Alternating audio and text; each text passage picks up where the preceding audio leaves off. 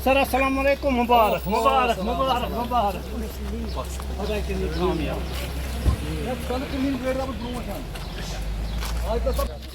अस्सलाम वालेकुम।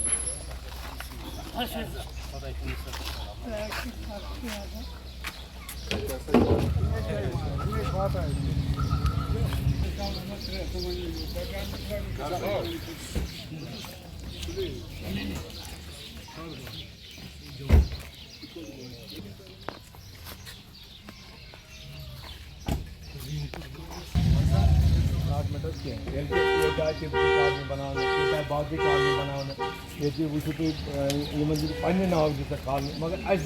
अलाटमेंट पे नाव कहें नतीजे ये चीज कि मूवमेंट क्या बच्चे तुम बच्चे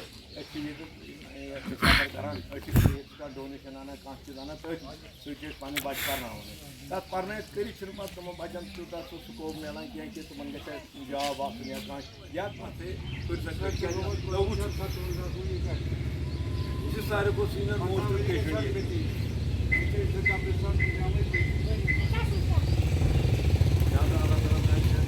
तुम घर बन शहर यह मीडिया जरिए तो लोकल वनान तुम वनान सरकार घर बन दिख कर तुम दिमो वापस क्या गो 2009 पे 14 मज गई कॉल 14 पे कर 2024 तक 3 हमल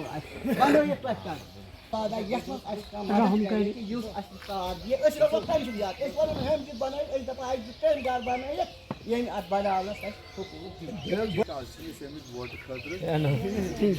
सान फरियाद जहनस मन उम्मीद सरकार यी सरकार बन सोन रोल तुंद अम मुसीबत पता अत करो पूरे मजावा ये परेशानी दफ्तर प्रोग्राम सह कोर सोरे कैंसल पे वो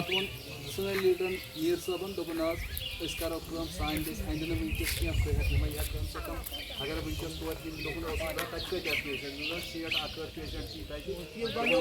मेवना तो बे बुतना तो बे दिमो मेवना तो तुम खरा करो तमिस राहुल गांधी प्राइम मिनिस्टर बन पास ये प्राइम मिनिस्टर बन तेल बन मीर साहब मरकज मज बन मिनिस्टर ये मिनिस्टर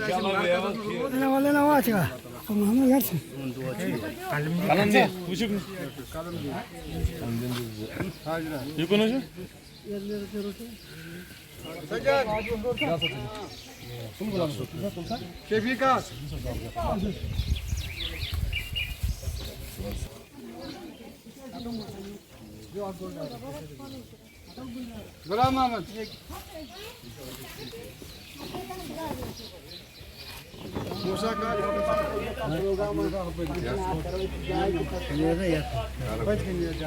आज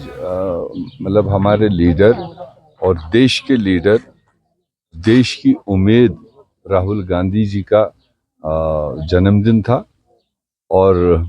यूं तो इतने बड़े स्तर के लीडर का जन्मदिन होता है तो लोग जश्न मनाते हैं, मिठाइयाँ बांटते हैं या और भी तरीके से खुशियाँ मनाते हैं, मगर हमारे लिए डायरेक्शन थी बजाज खुद राहुल गांधी जी की तरफ से कि कोई भी लीडर, कोई भी वर्कर जश्न नहीं मनाए, मिठाई नहीं बांटे, बल्कि जो मेरा हमदर्द होगा, मेरा फॉलोअर होगा, वो इस मौके पर जो ज़रूरतमंद लोग हैं, वो चाहे बीमार हो, यतीम हो या इस तरह के जो नीडी लोग हैं, इनके बीच में जाए, थोड़ा टाइम इनके साथ गुजारे और जो हो सके इनका दिल जीतने की कोशिश करे, ये दुआ करे, वही हमारे लिए सबसे अच्छा होगा। तो इसलिए आज देश भर में पता नहीं कहाँ कहाँ पर कितने प्रोग्राम होंगे, तो हमने ज़ाती तौर तीसरी ईद होते हुए भी इनके बीच में आने का मतलब फ़ैसला लिया। और इनके साथ पिछले ये जो इनके मुसीबतें हैं, ये तो कांग्रेस पार्टी ने इनके लिए रिहेबिलिटेशन और ये राजीव गांधी आवास के तहत में ये एस्टेब्लिशमेंट बनाई थी। और आज जो सुना इनको पीने का पानी नहीं है, अलाटमेंट प्रॉपर से नहीं है, या जो दूसरी चीज़ें हैं जो इनके बच्चों की फ्यूचर की गारंटी नहीं है, तो उस तरह की चीज़ें हैं। हमने इनको एश्योर किया, फिर ऊपर वाला कुछ अच्छा करेगा, आने वाले वक्तों में सरकार बनेगी, जो कमी रह गई है उसको दूर किया जाएगा। देखिए, पहली बात तो जो 10 साल का जुल्म और जो डिक्टेटरशिप देश में चलाई गई थी, और अब तीसरी टर्म आते आते जो टारगेट भाजपा लेकर चली थी कि 400 पार सीटें हासिल करनी है,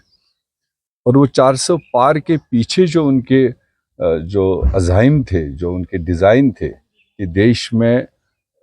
आइन जो हमारा बुनियाद है उसको रिप्लेस करना, उसको मतलब चेंज करना, और उसके तहत जो गारंटीज थी उनको बदलना। तो फिलहाल उनका वो जो टारगेट था इस चुनाव में, उनको कटौती करके उनके उस टारगेट को 400 तो दूर की बात है, 272 भी उनको सीटें नहीं मिली। अंडर रूल्स देखा जाए तो मॉरली ऐसी सिचुएशन में कोई भी प्रधानमंत्री या कोई भी जमात जो 10 साल रही हो, जिसको इतना बड़ा झटका देश की जनता ने दी हो, तो वो मॉरल ग्राउंड्स पर डाउन होता है। मगर इन्होंने बैसाखियों का सहारा लिया फिलहाल, चाहे आंध्र प्रदेश से चाहे बिहार से, और जो कंडीशंस आंध्र प्रदेश की तेलुगु देशम ने रखी है, जो बिहार की जेडीयू ने रखी है, और हम पूरे देशवासी देख रहे हैं कि उन कंडीशंस को क्या मोदी सरकार पूरा कर पाएगा। अगर हम सिर्फ एक बात की बात करें कि दोनों स्टेटों ने स्पेशल स्टेटस मांगा कि हम आपका समर्थन करेंगे, बिहार के लिए और आंध्र प्रदेश के लिए हमें स्पेशल स्टेटस चाहिए। अगर तो मोदी जी ने वो एग्री किया है तभी तो वो अंदर है, तो उसका डिज़ाइन क्या होगा? क्योंकि ये वही मोदी जी है जिसने जम्मू कश्मीर का जो दिया हुआ स्पेशल स्टेटस था वो तोड़ दिया, उसको बाइफरकेट किया, उसको चिकनाचूर किया। अब वो नया स्पेशल स्टेटस का क्या फ्रेमवर्क बनाएगा, क्या आंध्रा को देगा, क्या बिहार को देगा, इस पर पूरी देश की नज़र है। सर, अगर बात करें जो स्टेटहुड कहा था होम मिनिस्टर जी ने, तो अभी तक वो कहीं पे दिख नहीं रहा है। क्या ये सिर्फ लोगों को ऐसे दिमाग मैं वही तो कह रहा हूँ, उनके खोखले वादों को देखा जाए तो अभी पार्लियामेंट्री इलेक्शन में आपने देखा कि भारतीय जनता पार्टी की इतनी हीट महसूस हुई जनता से कि वो अपने कैंडिडेट भी नहीं दे पाए 3 सीटों पर, अपना निशान भी गायब किया, जो पूरे देश को बता रहे थे कि अब तो वहाँ बोलबाला हमारा है। तो उनसे किसी ने ये सवाल ही नहीं पूछा, अगर आपने सब कुछ ठीक किया था, अगर सब कुछ आपके हक में बना, तो 3 सीटों पर आपने कैंडिडेट क्यों नहीं दिया? और जो 2 सीटों पर दिया था वहां पर भी जनता तैयार थी, जनता जहनी तौर तैयार थी कांग्रेस इंडिया ब्लॉक को वोट करने के लिए, वो दिया भी, काफ़ी तादाद में वोट दिया। और थोड़ी बहुत कमी रही, हो सकता है वो हमारी अपनी ऑर्गेनाइजेशनल कमी रही होगी जिसकी वजह से वो 2 सीटें थ्रू नहीं हुई। मगर जम्मू प्रोविंस में भी अवाम की नज़र इंडिया ब्लॉक पर थी, कांग्रेस पार्टी पर थी। अवाम ने बीजेपी को वहाँ पर सफाया करने का तय कर रखा था, तो इन 3 सीटों पर तो उनका नाम निशान ही नहीं। तो ऐसे में एक झटका लगा उनको। अब आने वाले देख लीजिए, उनकी हिम्मत पड़ जाए, असेंबली का चुनाव कराएं, और उसमें जो उन्होंने किया जम्मू कश्मीर के साथ, तो जम्मू कश्मीर के लोग उसका जवाब देंगे। जो पहले उन्होंने जो आपने नाम लिए, उसको देश की जनता ने उनके पहले उठाए हुए एजेंडे को आज मुस्तरद कर दिया,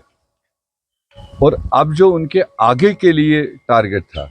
उसके लिए उनको देश ने दांत ही नहीं दिए।